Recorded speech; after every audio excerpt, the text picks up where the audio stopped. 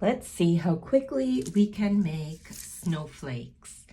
You will need a piece of paper, scissors, and a marker. Step one is to make your paper into a square with equal sides by taking out the extra part that makes it a rectangle. So you just make a point and then cut the extra from the bottom.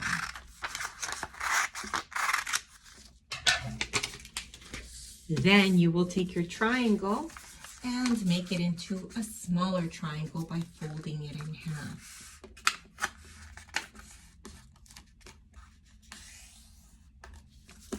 Keep the flat side up. And now we have to fold this part over and this part under. So that means that we're going to fold this side toward the middle, a little bit over the middle.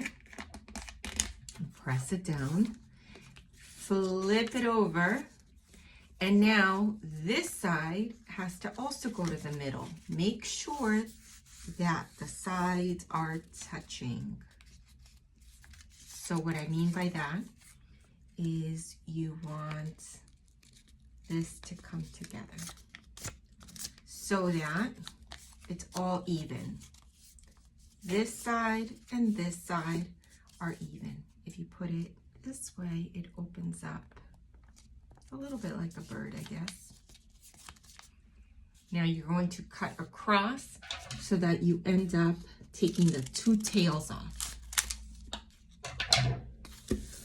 The important thing when you're drawing your pattern is that you leave one piece that's connected so your snowflake doesn't fall apart. So I'm going to show you what I mean by that. You can draw any pattern, but very important is that you have a spine. A spine means something that keeps it all together. So there is my spine, and that's going to hold all of the other patterns together. You can make circular patterns. I like to make the first one all the way to the end. That means I'm not going to cut this section. The next one I might make into, let's see, maybe a ball. And then the next one I might make a little piece, and then a sort of like a stocking, I guess.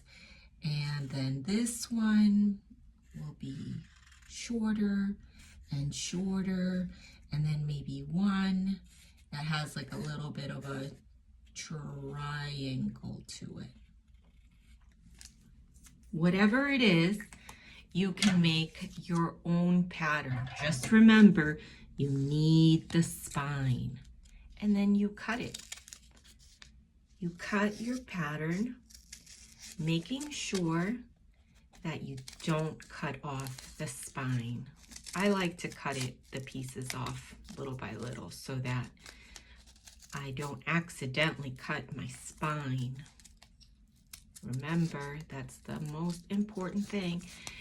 Remember also that the harder you make your pattern, the more cutting you're going to do. So maybe keep your pattern easy so that you don't have crazy cutting like I do right now. And keep going around. And cut. I like snowflakes because they say that no two snowflakes are the same in nature. That means that if a copito de nieve, a snowflake in Spanish, falls on Earth, it does not have a twin. There is no other snowflake that looks exactly like it. which means that you have a lot of freedom to pick the pattern that you want. You can see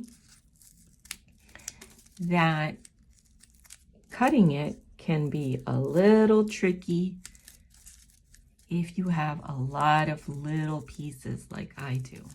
But that's okay, because I've been making them all morning. And the most important thing, I know I've said it a million times, is make sure you don't cut the spine. Clean this up.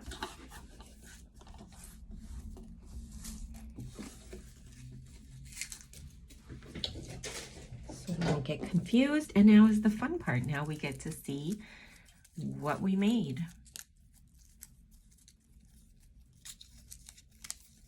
Open it carefully not to tear it.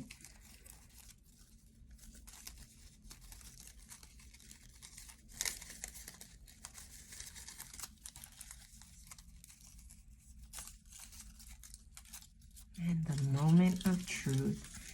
How does my snowflake look?